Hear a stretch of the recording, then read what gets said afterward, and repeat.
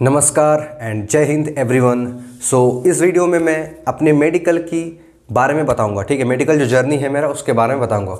Train journey से लेके medical journey हर एक चीज़ डिटेल में इस वीडियो के माध्यम से बताऊंगा।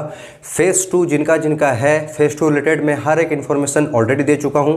आप देख सकते हैं उस वीडियो में काफ़ी अच्छा रिस्पॉन्स आ रहा है। ठीक है, इतना अच्छा रिस्पॉन्स अभी तक तो मिला नहीं था, ये फर्स्ट टाइम है जब इतना अच्छा रिस्पॉन्स आया है, तो आप देख सकते हैं। और एक छोटी सी चीज़ बता दूँ, अगर आप अपकमिंग एयरफोर्स के लिए तैयारी कर रहे हैं तो आप मेरे साथ चैनल से जुड़ सकते हैं।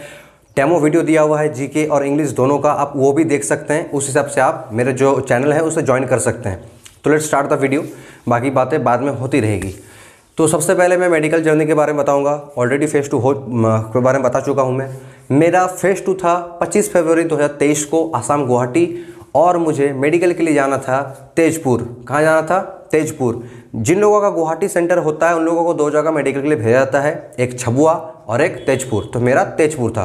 गुवाहाटी से तेजपुर की दूरी छबुआ की तुलना में सामने है। सामने मतलब ये नहीं कि 50 किलोमीटर, 200-250 किलोमीटर है तेजपुर और 450-500 किलोमीटर है छबुआ। ठीक है, तेजपुर जाने के लिए पहले ही बता दूँ आप लोगों को, गुवाहाटी से या फिर कामाख्या से ट्रेन पकड़ना पड़ेगा डेकारगांव एक्सप्रेस। डेकारगांव स्टेशन में आपको उतरना पड़ेगा। वहाँ से 6 किलोमीटर की लेंथ है। आप पैदल जा सकते हैं, गाड़ी कर सकते हैं, जो मन आप कर लीजिएगा। ठीक है, चलिए सबसे पहले मैं हाँ याद आया, बहुत पुराने बात है ना, याद करने में थोड़ा वक्त लगता है। तो सबसे पहले जो सुबह 4:30 से 5 के बीच में वहाँ पर लाइन देना शुरू हो गया था। वहीं पर जहाँ मैं तेजपुर की बात करूँ तो वहाँ पर लाइन देना चालू हो गया था। ठीक है, एंट्री के वक्त आपका जो मेडिकल का जो एक कागज़ मिलता है आपको फेज़ 2 के दौरान, वो देगा।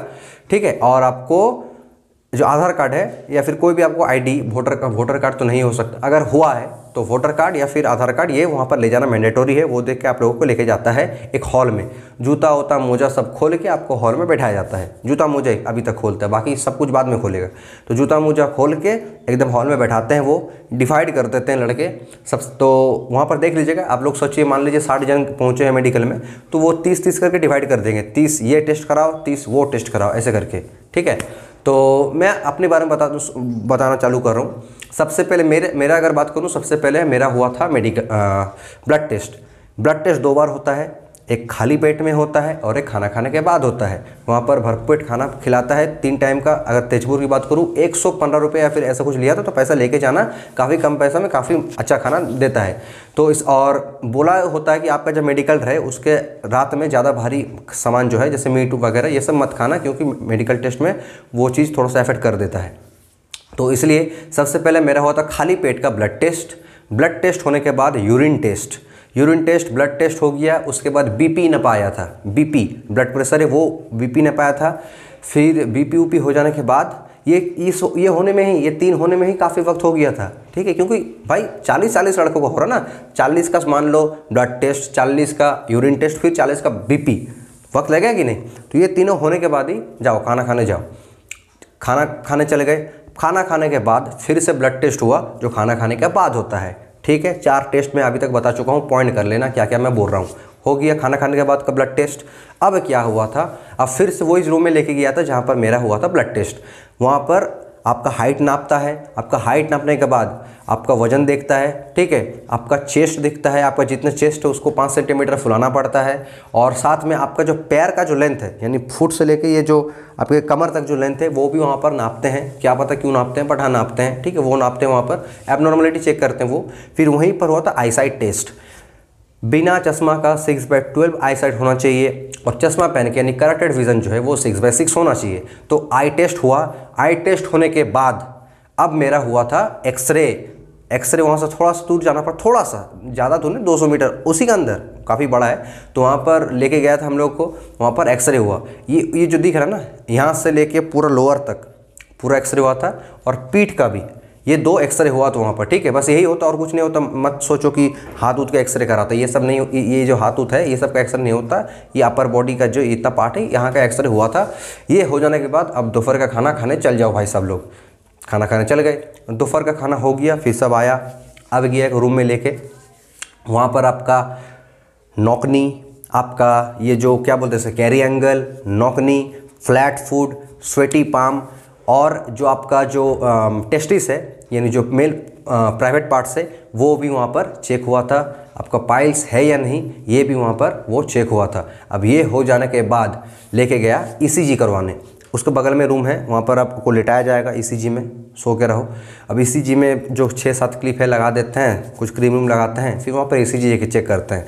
ईसीजी चेक होने के बाद हुआ था आपको ये जो मतलब जो हैंड है ये सीवर करता है। अगर आप सीधा हाथ रखेंगे तो जिनका प्रॉब्लम है वो उसका हाथ कांपता है, तो वो चेक करने के लिए हैंड सीवरिंग जो टेस्ट है वो हुआ था। फिर हुआ था हेयरिंग टेस्ट।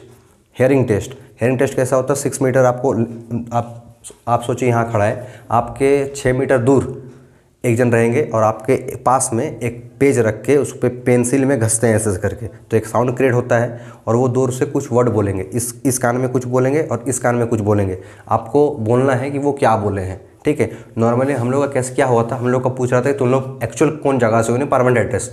तो मैं कहा कि धनबाद से हूँ, झारखंड। तो फिर अब वो झारखंड के जो भी आसपास के जगह है, हजारीबाग, डाल्टनगंज, सिंहभूम, ये सब बोल रहे थे वो दूर से, ठीक है।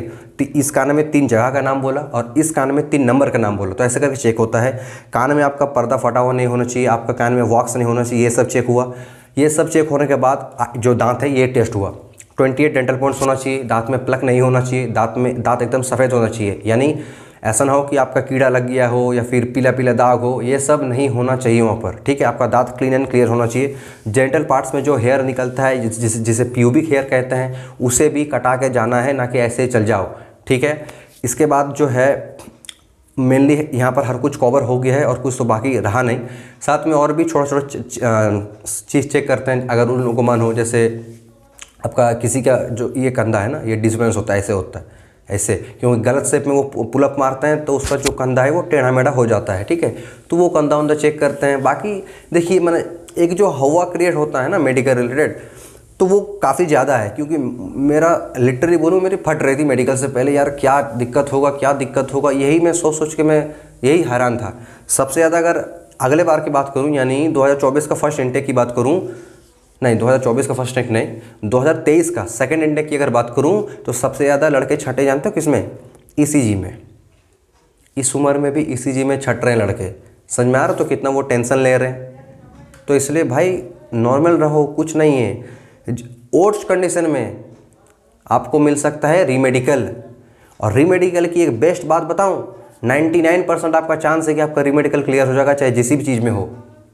अगर आप मान लो किसी चीज़ का आपको सर्जरी हुआ है तो वो अगर 6 महीना पुराना है तो वो काफ़ी बेटर रहेगा आपके लिए, ठीक है। तो इस हिसाब से देखो, फॉर्म भरते हैं हम लोग, फॉर्म भरने के बाद क्या सोचते हैं? रिटर्न कैसे क्वालिफाई करें, ठीक है, रिटर्न क्वालिफाई कैसे करें।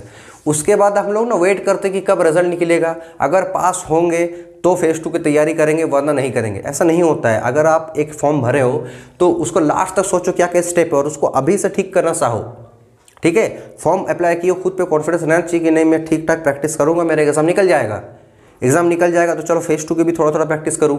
मेडिकल है, मेडिकल भी ऐसा नहीं ज़्यादा दिन बहुत, फेज़ 2 का 3 से 5 दिन बाद ही मेडिकल हो जाता है। तो आपको मेडिकल में भी ध्यान रखना है कि मेरा क्या क्या दिक्कत है, तो उसको अभी से सही कराओ, ऐसा ना हो कि वहाँ जाकर ठीक कराना पड़े मुझे, ठीक है। तो ये सब पहले से ध्यान देने का है। तो इसलिए मैं बोल रहा हूँ अगर कोई बात नहीं, अभी तो वक्त नहीं है, लेकिन ओट्स कंडीशन में यही हो सकता है कि आपको रीमेडिकल दे। 3, 4, 5 चीज़ में आपको रीमेडिकल मिल सकता है, क्योंकि ऐसे भी लड़के थे जिसे 4-5 चीज़ के लिए रीमेडिकल मिला था, मुझे सिर्फ एक चीज़ के लिए रीमेडिकल मिला था। तो अगर आपको रीमेडिकल मिले जरूर अप्लाई करना, ऐसा नहीं है कि अप्लाई मत करना, ऐसा मत करना, अप्लाई करना मस्ट है। आपका मार्क्स कितने ही रहे, आप चाहे बॉर्डर लाइन पे भी है, फिर भी आप अप्लाई करना रीमेडिकल के लिए। रीमेडिकल में नॉर्मली क्लियर हो जाता है अगर सीवियर इशू ना रहा तो। और ईसीजी में आउट होने वाला कोई ऐसा बात नहीं होता है, बीपी में आउट होने वाला कोई ऐसा बात नहीं होता। इसलिए खुद को शांत रखो, ब्रीथ।